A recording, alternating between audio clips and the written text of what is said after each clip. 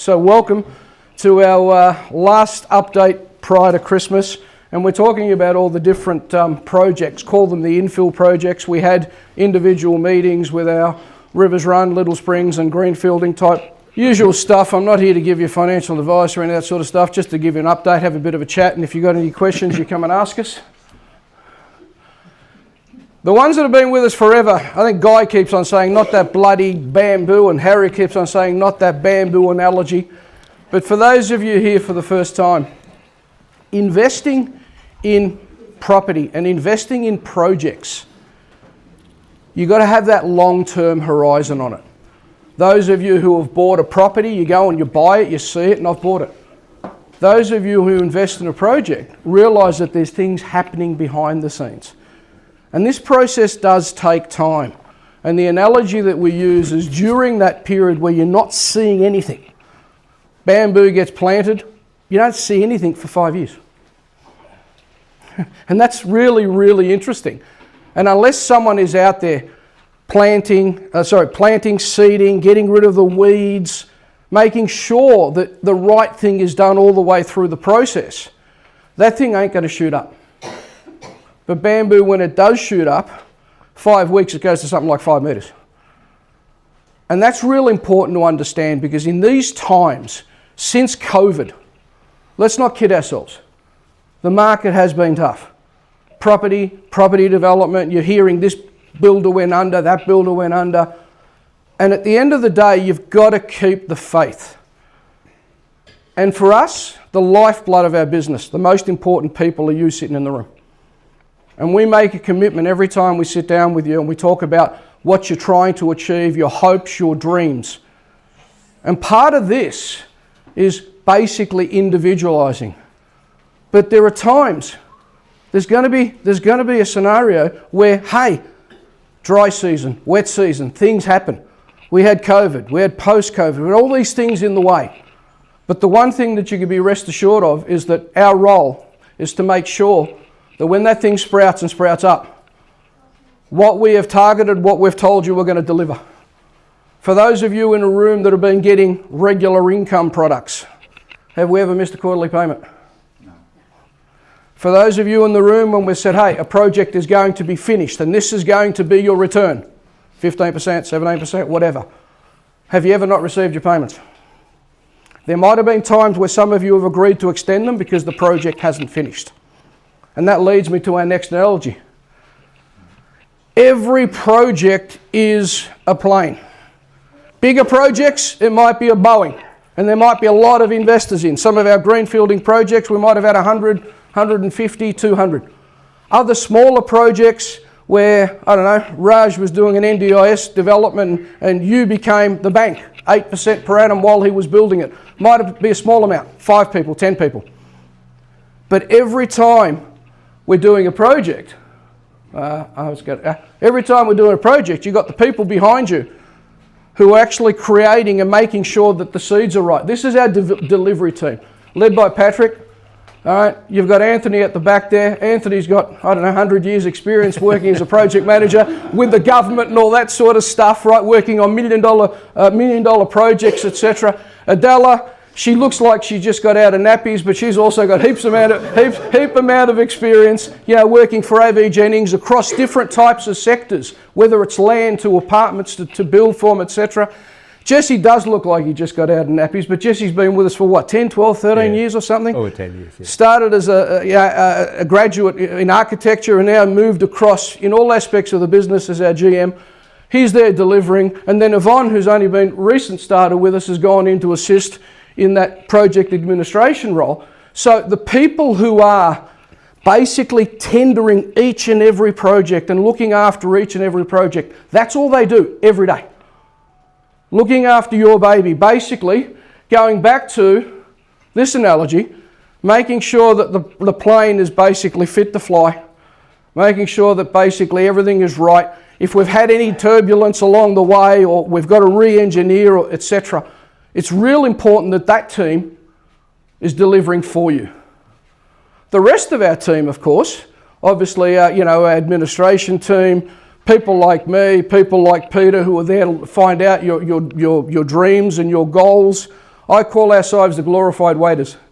We'll give you the drinks, we'll understand you, we'll talk to you, we'll understand where you're trying to head, and all the way through the process, we'll hold your hand. In the last 12 months, we've put together an advocacy team. So anyone who needs any assistance, Adrian's at the back, Reza's somewhere there. Reza doubles basically between selecting and helping in our DD and basically selection of projects to now holding people's hands. His group, his client base, how do we help them achieve their goals? So we will basically be with you all the way through. But what does happen at times, a project takes longer.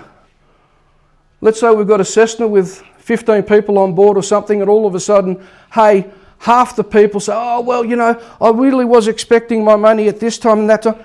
If we halve the petrol in the aeroplane, are we going to be able to get to the destination, finish the project, land and give you the return and profit that you want? And what we've been doing through this process, and I know people, if you don't mind me, our clients don't mind me pointing them out, but you know, I know each of you have recommended other people. This person can come in and help out and this and that, and they get the same return we do. So that every project that's on our books, the one thing that I can tell you, put my hand up, hand on heart, it's going to be delivered. So for those of you from time to time who are worried, what's happening with the market? Oh, that builder went broke, or I'm in this project, there's some people in the rooms that, oh, you know, 12 months in, oh, I'm not, yeah, the market's a bit, you know, should I get out, shouldn't I get out? We're all in this together, and at the end of the project, the one promise I will give you, whatever we targeted, whatever we told you, you'll receive. We haven't let anyone down in all these years, and we don't plan to. So the one thing that is important for our point of view is, guys, we're there to hold your hand through the process. Those of you who haven't got a yearly, regular check-in with Peter on your vision board, where are you heading, what are your goals, what's changed in the marketplace, I'd encourage you to do that. Because as we know what you're trying to achieve through this, the project or the investment that you're in should also work with you. Sometimes we adjust. And that's important to actually understand. We're there to help you through this whole process. So we're all in this together. Most important thing, everybody here. Is there anybody here not in this to reach their financial goals? When we understand your financial goals, whatever works for you will fit in. If there's got to be a shift sideways, or this one takes a little bit longer, and some of the projects today I'll actually be explaining. The good news is now we're heading in the right direction, guys. The headwinds are stopped. The market's slowly changing, which I'll talk about shortly. Now it's basically staying the course and reaping the benefits from it. So we do a lot of things. As I said, we've already spoken about greenfielding. Today we'll talk about mixed use, commercial sites, etc., and the projects that you're in. Flick, do you mind if I ask to get you, there's something that I showed everybody last week, and it really sums up where I think is important for people to understand. And they told me once upon a time, years ago, two things never to talk about are religion and politics, and they talk a little bit about politics, but let someone else say it. In Melbourne at the moment, and I have to say to you, here is the biggest tip I'll give you about real estate prices. And I can't tell you if it's going to be next year or the year after, but I've got to say one thing to you.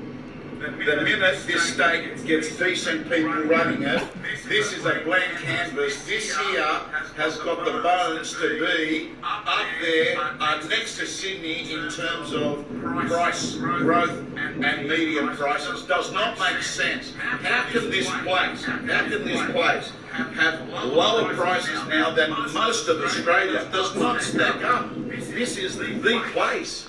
So I've got to say to you, when they change government, this place is changing as well. Yeah, for those who don't know Tom Pados, you might have seen him on the block as one of the auctioneers. He started in real estate probably when I started in real estate, very, very successful. Then got cancer, got rid of it, and now he's basically a coach for real estate agents and also a real estate, what's the word, guru, talks about things. Magnet. Sorry? Magnet. Okay, magnet, there you go. So at the end of the day, I don't think I can say it any better, because if you actually think about COVID and post-COVID, why are we in the state that we're in? Why are builders struggling to provide something at a price? You've got all the experienced workers running to go to these government jobs that are going way above what they're worth, what they're not worth. We're paying people $250,000 to turn stop and go, unions, bikies, you name it. You know, at the end of the day, the everyday homes, we're not putting enough incentive in there for developers to provide. Patrick will tell you our biggest delays over the last 5 years have been government departments. Melbourne Water, councils, what's the community group for cultural heritage? CHMP, you know, cultural heritage. Every time you do a development, someone's got to do a dig, and if they find a little rock, you have to pay them millions or you can't develop that area.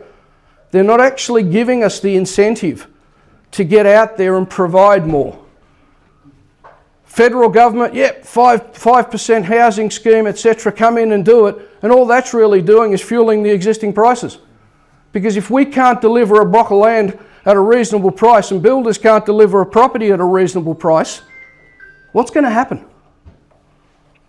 But the good news is it is turning. Those of you who are living, think about your areas, any real estate properties on the market, are they selling? All the established areas? Are they getting really good prices? That's starting to filter through. The government, in its wisdom, is trying to bring the new homes back into the established areas and trying to move people into apartments. I can tell you for a fact, those 80% of our migration is coming from Asia, India, etc. These people don't want to live in an apartment. They want their own block of land. They want their own home. And the sooner we sort of start to work together and the government makes it a little bit easier, our largest delays have been caused by government departments. We're not talking about greenfielding of land, but a lot of this is spin-off today. Good news for you today, you'll see with every project something is happening. 2025, we started some stuff that was actually sitting there for a while, and I'll talk about that individually when I get to it. You know, and then 27, 28, it's going to boom. And the market's already starting to move. You know, Melbourne was, when he made that video, the cheapest city in Australia in relation to investment property. Is that ridiculous? Have I now been saying for the last 12 months to 24 months, keep the faith, guys, and those of you that have invested, or if you're going to invest, Melbourne's the place to be. There was a stage, I think we tipped Sydney with population growth, Patrick? Yeah. Melbourne 2030 came back, and I think 2 years ago, 3 years ago, we surpassed them or something like that. Not yet, but we will. And this is happening. Melbourne deserves to be and will be the number two city within Australia. And a lot of the projects you'll see coming up have needs. And there's demand for them. The demand comes from the research and the demographic that's going into those areas. So the market is actually moving, clearance rates are up. You know, I recently bought a property for my daughter, she sold a property, bought another. Mate, people lining up at opens. Anyone tried to rent a property recently? They're lining up. 200 people applying for a house, etc. The market sentiment is really moving in the right direction. You know, the stats are there. We keep our finger on the pulse. Things are basically moving. You know, that'll keep going until the Olympics. After the Olympics, Brisbane's up and down like a yo-yo. Darwin's up and down like a yo-yo. Perth's up and down like a yo-yo. Melbourne has always been, and Sydney, steady as she goes. And this is the time for those of you who are thinking about tomorrow. There's enough sentiment out there. If those of you who are keeping your eyes on the pulse, fingers on the pulse, that's the thing to remember. Next year onwards, you're all going to start to see the benefit of your patience over the years. Okay, first one, Diamond Creek. There's a good example of something that's stalled a while. Good news in Diamond Creek, Patrick. I'll just pose to you whenever you like. Stage 1 is pretty much finished now, isn't it, guys? Anthony, Patrick, yeah? Anthony, yeah. Yeah, Anthony. earthworks are done. We're waiting on compliance. Yep. Stage 2 will finish in the first or second quarter of next year. Yep, so at the end of the day, those of you most of you investors saying, please don't stop because you're getting 17% per annum. But at the end of the day, it's gone longer, you're getting a greater return.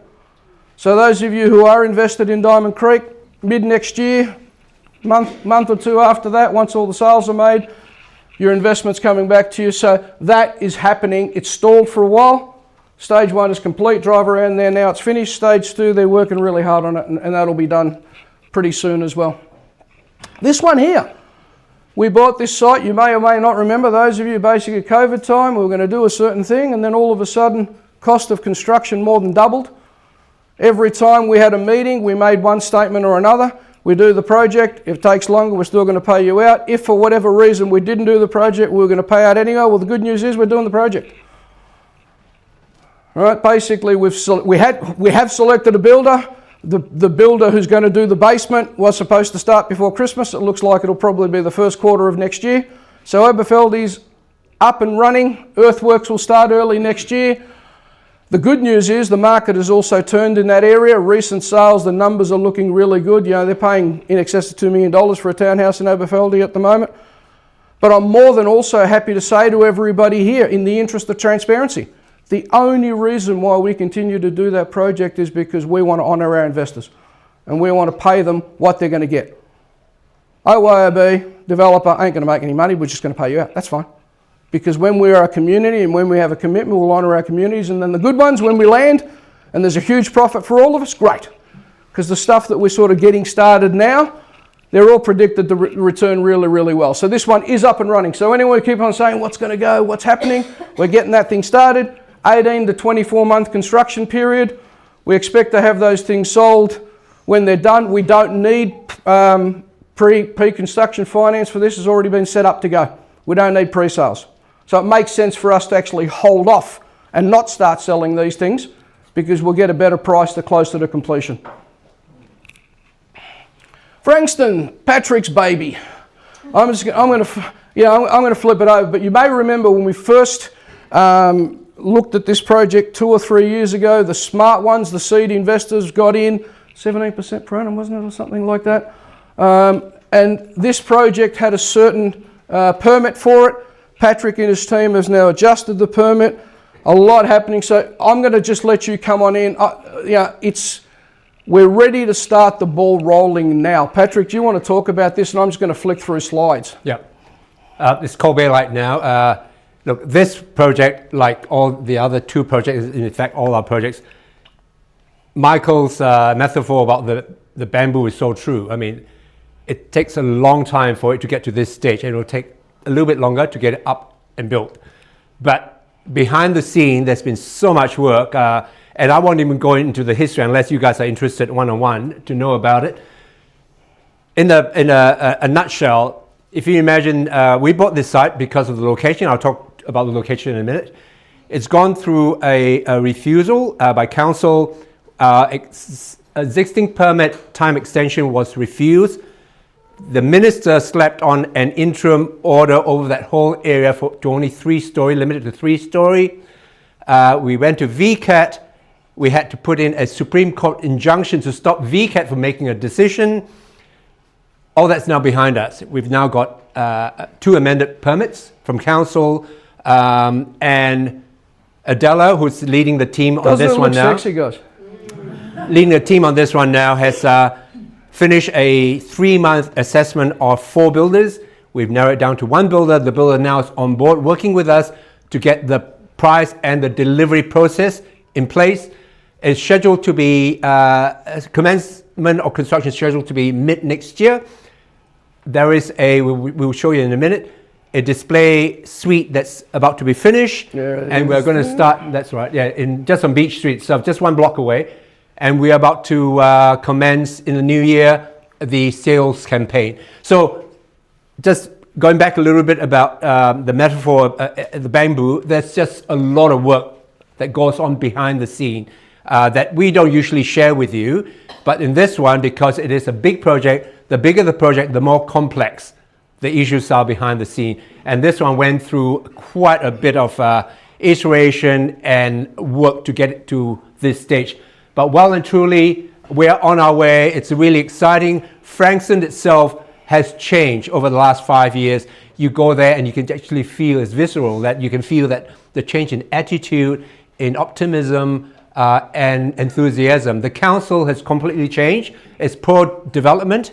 Of course, that whole area has gone through a rezoning as well. It's a major activity centre now. And when you think about, which is what we looked at right from the start, right, which is the fundamentals which we always look at first. And the issues that happen along the way, we just manage along the way. The fundamentals are, this site is within 5 minutes walking distance to the beach with its own pedestrian bridge. It's north facing.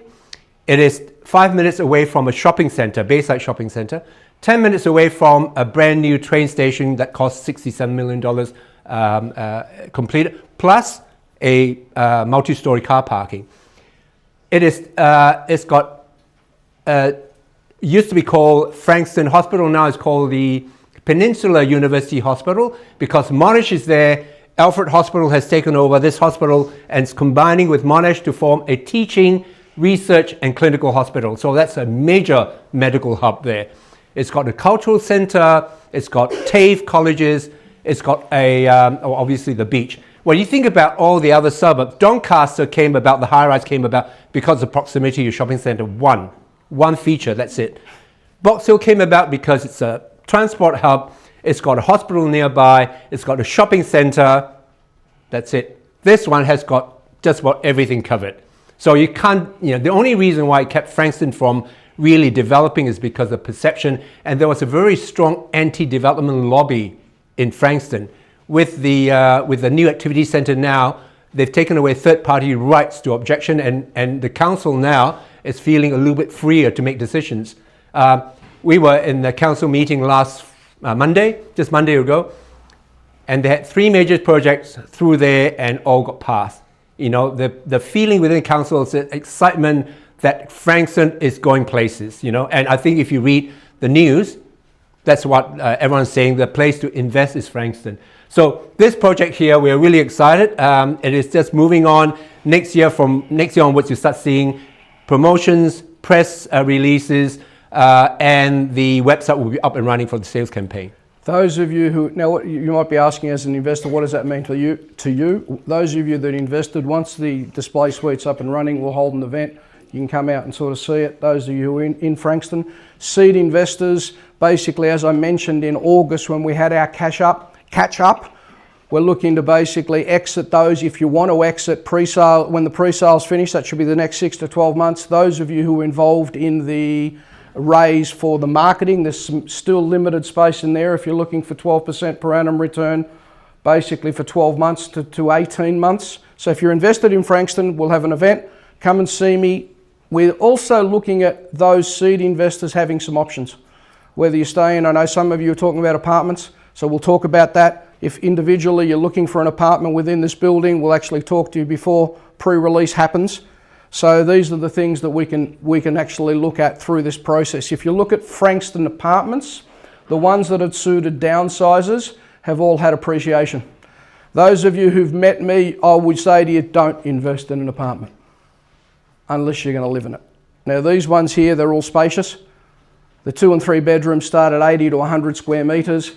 And when I compare it to the eastern suburbs, it's about $15,000 a square metre I think we're going to be selling these things for. So a 100 square metre apartment in Doncaster, which might be $800,000, is 1.5 in Frankston, directly opposite the beach. But you've got the amenity. Frankston's just set up its first beach club. Those of you down there in summer, there's actually a beach club on the beach now. It's between there, between the city and here, that's the only high-rise spot. After that, on the peninsula, you won't get high-rise. So it is really, really unique. That image there, it's just showing the building being wrapped. Yep. The showroom's being wrapped. Inside. Yeah, in the new year, all that obviously will come off, and a new window signage will be put on. And there'll be a model there. It'll basically what the kitchens look like, what the bathrooms look like. The agents will be using it as their sales suite. Okay, moving forward, next project. Indie Lifestyle. Indie Lifestyle is NDIS. Raj, Maureen, where are you? Raj and Maureen at the back there. They started as investors with us, 12, 13, 14, 15 years ago in one of our first projects. Had a passion for looking after children with special needs. Fast forward today, Indie Lifestyle has got a license to actually produce homes, and the home was completed just recently. looking for tenancies to come in. Some of you invested while the property was being built, 8% regular income payable quarterly. That'll continue for, I think, for the next 3 to 6 months, I'm told, until the refinance process takes place, once they've got the tenants in there. But it's awesome. You know, this room here, they've got a spa room for the residents. Each one of them actually gets a room which is about 25 or 30% larger than the traditional room. Finishes and fittings are awesome. Had the pleasure of inspecting, was it a week and a half ago, Raj? Last week you had an event there for some of the investors. It's an awesome place. So if you've invested in NDIS or thinking about investing in NDIS, come and talk to me. Because through Raj and his company, we're able to give investors comfort of a secured, guaranteed return. There's a little bit of, excuse my French, crap happening in the NDIS space where people are quoting figures that are not achievable. They're just quoting figures for the sake of making sales. You know, the model that we're working on with Indy is there will be a guaranteed return from Indy. And Michael, I would say that has been approved by the Disability Authority. Yep. So credit to Raj in that we've done the right thing. This is a class 3. A lot of people are building class 1, which is essentially houses, and calling them NDIS. And once they've got the investment money, they find that they can't lease it because it doesn't meet the requirements. This is class 3, requiring fire separation, ensuring that the path of travel for someone in a wheelchair is unimpeded or meets regulatory requirements. To get to that level, it's a different kind of construction. And to Raj's credit, I mean, that's what we did and that's what we followed. There are a lot of news, as Michael said in the papers, about NDIS housing, SDA housing, that hasn't been able to lease because they haven't really done the right thing. They built houses and pretend and call it NDIS housing. Yeah. And they're basically quoting developer guaranteed returns, which will never happen once the guarantee stops. Central Parkway is an exciting project that those of you who've been sitting there, we had 120 and 130 Central Parkway. This was initially earmarked for a commercial building, and then we were going to do some normal housing at the back. Then COVID hit, construction doubled, trebled, and we found a solution with Central Parkway once Raj started to do what he was doing, is to actually build. We've got a commercial space at the front. We've struck dirt there. How long ago was it, Anthony? Yeah, and now they're starting working on that, aren't they? Yeah. Eight ND, where's the drawing? Oh, that one there. Backwards. There, okay, so we've got 8 NDIS houses there, 2 bedrooms. Again, the standard of finishes and fittings will be right. We've already pre-sold all them. So, you know, those investors who got in, basically, I think 719 is the retail price for them. They're renting at $47,000 a year guaranteed from first year. And when the funding came into place, I got told that the funders are actually valued at $750 before it even starts. So that was an awesome opportunity for those that you got into that. So there's 8 homes being built at the back. At the front, there's a commercial building that's also starting now. Next door, we initially, and here's an example of having to change. We were initially going to do a childcare centre, you may remember. Some of you may be getting a regular return from Cranbourne West Childcare. Had to pivot because, you know, when the market turned and there's been too many childcare centres built, etc. There was another childcare centre in the area which was objecting. All of a sudden the numbers didn't stack up. And we've been spending the last few years working out what the opportunity looks like. And just recently the idea came to pass. The DD has been done by Reza and Dill. We're actually building a large gym there. Huge demand. We've got multiple people wanting to rent it out. And that is starting. Town planning application is anticipated in the first quarter of next year. And then we're starting construction in that as well. So those of you who are getting distributions from Cranbourne West Childcare Centre, it'll end up being a gym. But when that thing's finished, your payout will come. And this is awesome. There's actually a huge demand, Reza, huge demand from large footprint gyms like the Genesis of this world. They're gentrified gyms. It's no longer the little small footprints working. It's the larger ones that will do your Pilates, your everything else as well. So, you know, there's already people wanting to rent this out, isn't there, Reza? Correct. Yep. Cool. So that was an example of pivoting. to make sure that we produce something that's going to be profitable, but also keeps on giving our investors return. Sunbury. So we initially were looking at doing 12 shops there. This is one that was delayed by the government. Melbourne Water, we've been relying on enough properties. Actually, do you want to talk about why there's been some delays in the area? First of all, the Aboriginal diggings, now Melbourne Water.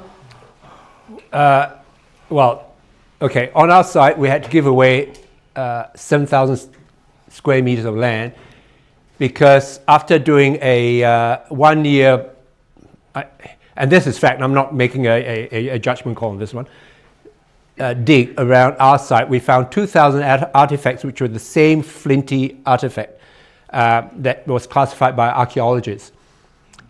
And we submitted to the Aboriginal party called the RAP, and they came back and they said, look, we need you to do more and we need you to hand dig. And our archaeologists went back and just said, look, 2,000 artifacts is a representation of what's in that area. Any further digging will not give you any more information about the use of that land or enhance the understanding of the culture. They said, no, you've got to do that.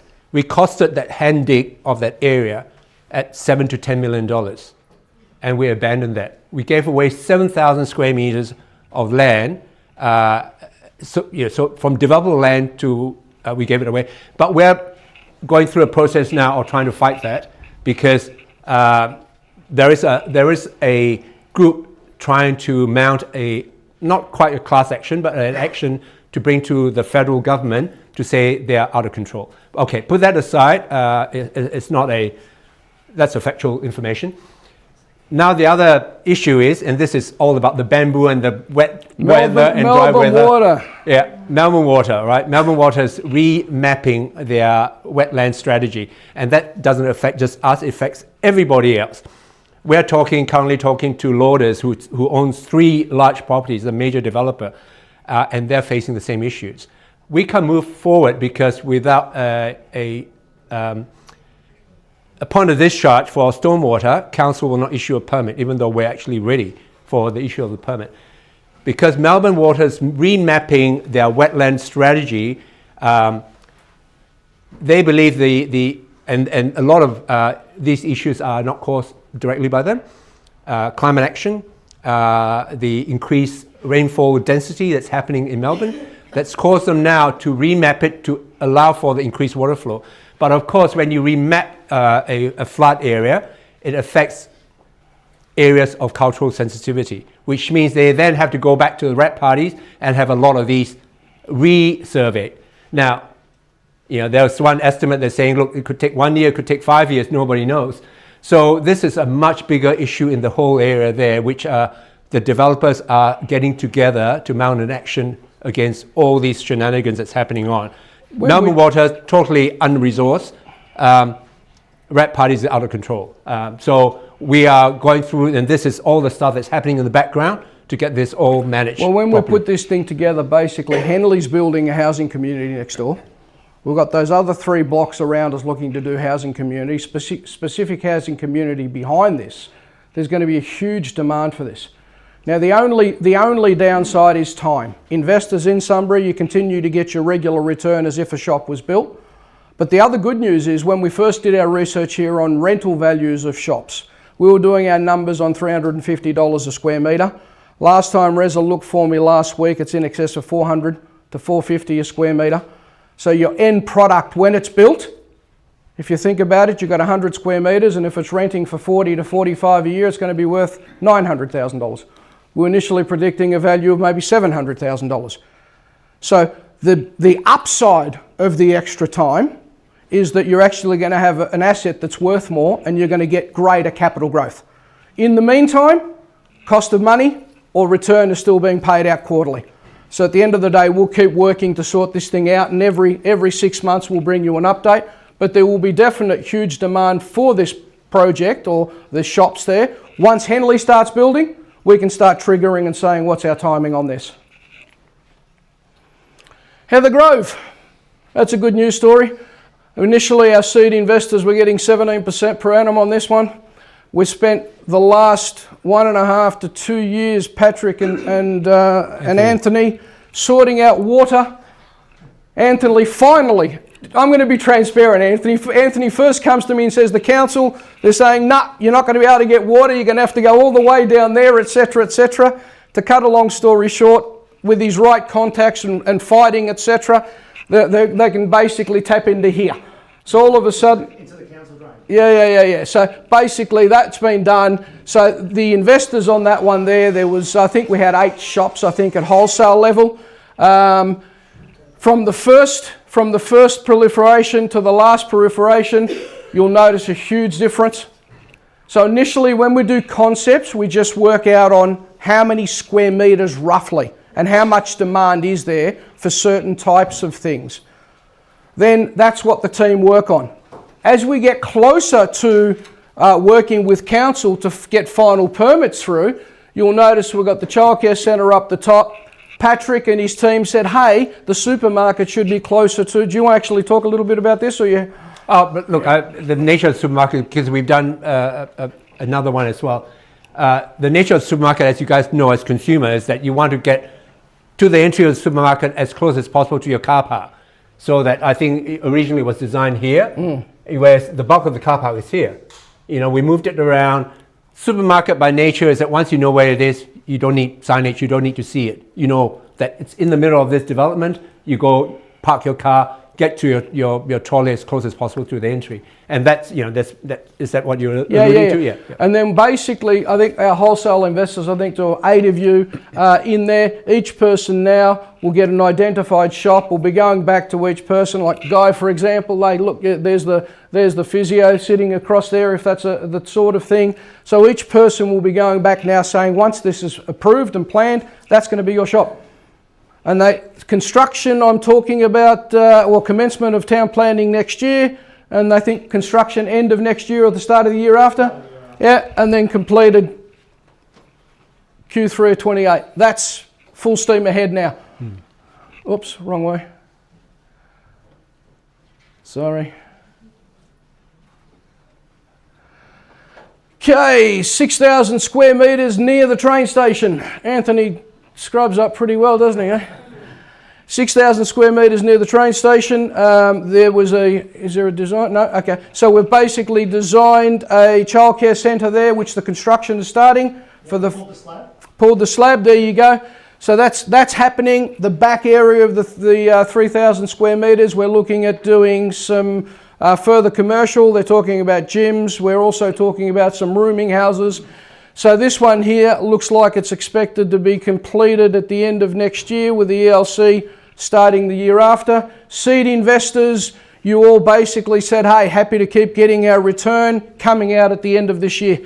End of 26 on that one there. Monument, Plumpton, that's the town centre there. You may remember, those of you who invested in that one there, you're getting 15% per annum return on it. We just had a concept drawing with about 5,000 square metres of possible shops. Now pretty much you've got 10 or 11,000 square metres, high level agreement with Aldi, KFC. It's taken shape. There's a childcare above the gym. We're at the process now of sort of getting closer. Della, I think we've worked out that that's about the right design. That's right. Heading into council now, right? Just waiting for planning conditions. Yep. So pretty much it's already started. We should get a permit, well, soon, yeah. Any day, actually. And then basically we're tendering next year, and we're looking at starting construction end of next year or early the year after. And I think we said to our investors within 4 years, this one will fit that category. And it's awesome because there's huge demand. I think Felicity gets a phone call every second or third day saying, when are the shops coming? Huge demand in that area for that one. Beveridge. Another one that's taken leaps and bounds. The application went in July. And the process is, Anthony, we get the permit for that. Yeah, the ELC first. Yep, and then when we get the permit for that, we'll go and get the permits for the rest of the space. So the ELC, we should be getting a decision shortly on that. Yeah, early next year we should get a notice decision. Cool. So again, those of you who jumped into Beveridge, that's a good one. That was paying 15% per annum as well. It looks like it's heading on time. We have now 3 up and running.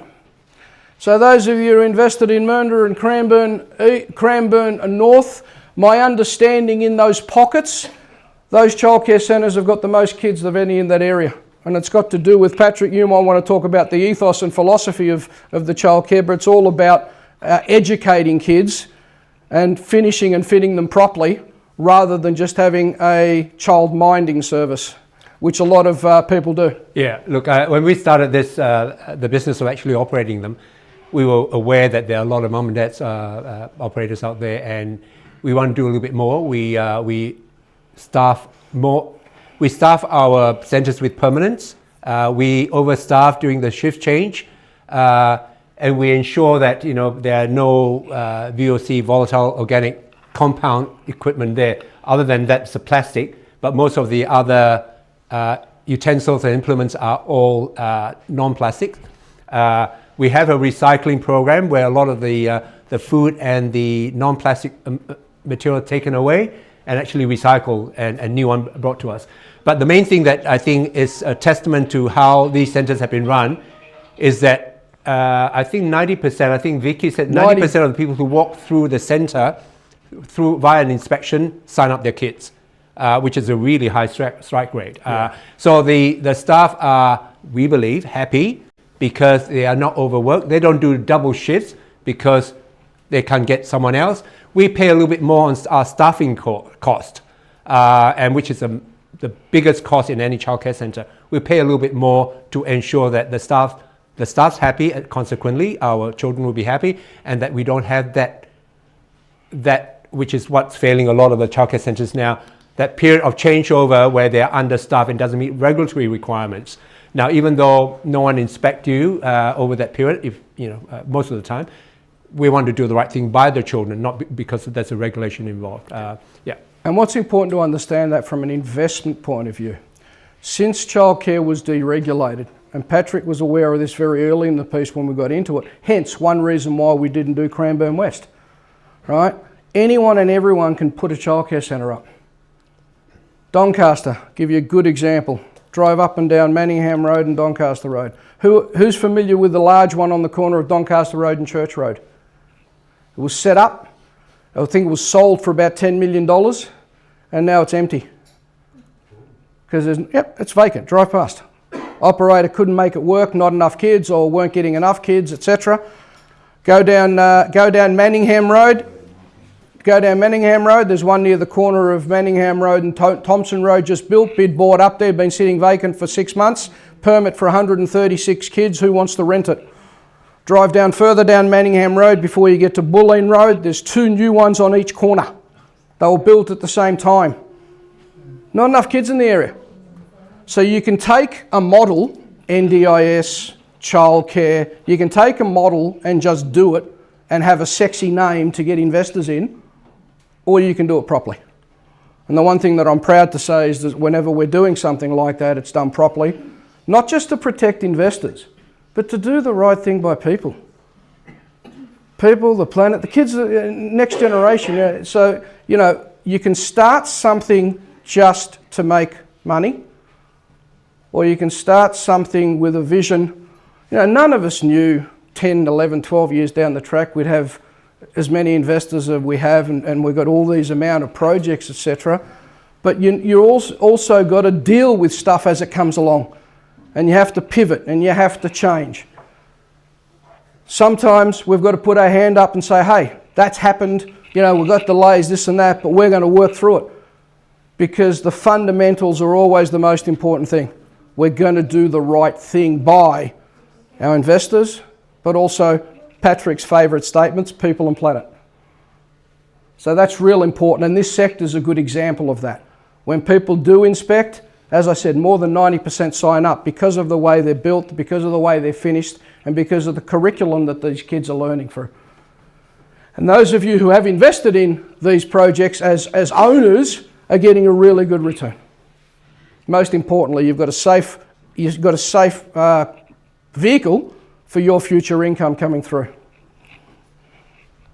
So here's one that has taken a while, and we had to wait and stay, etc., because Charlemont was going through those issues about government and Melbourne Water. So we initially had a plan to lodge and get the childcare permit first. Is that right, if I remember, Anthony and Patrick? Pull back between local council, and if I say anything wrong, just pull me up, guys. When we first bought that land, we were going to tap into the services on the main road. That's what the state government said, no problems. All of a sudden, state government hands you the land and says, go and deal with local council.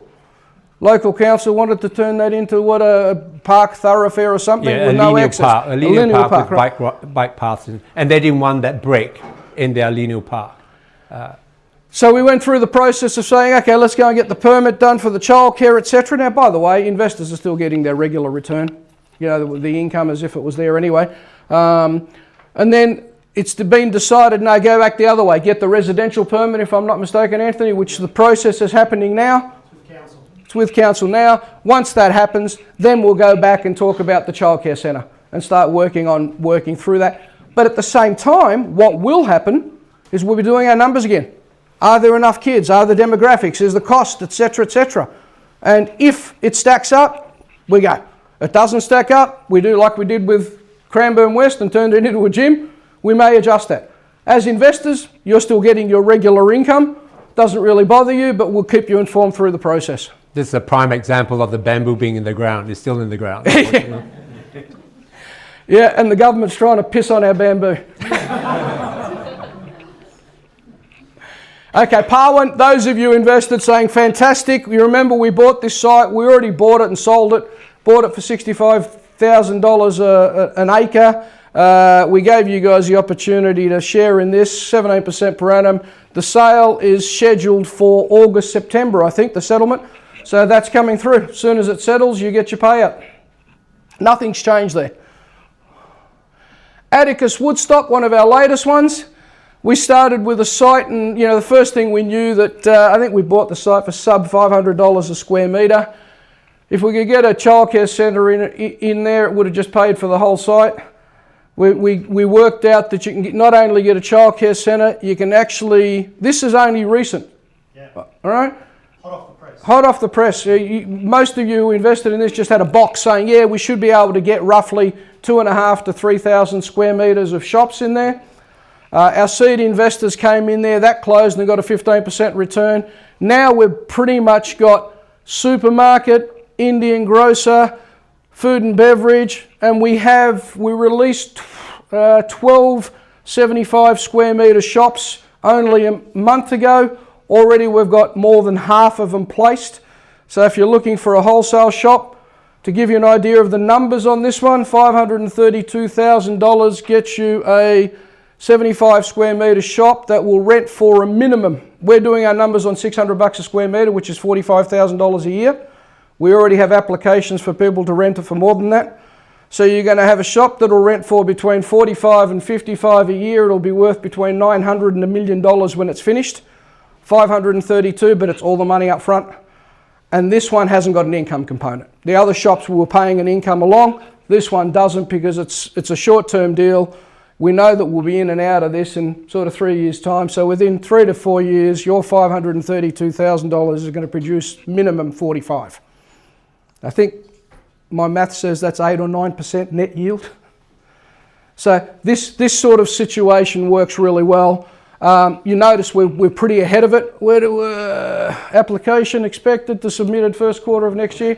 So this is almost the final plan, yeah?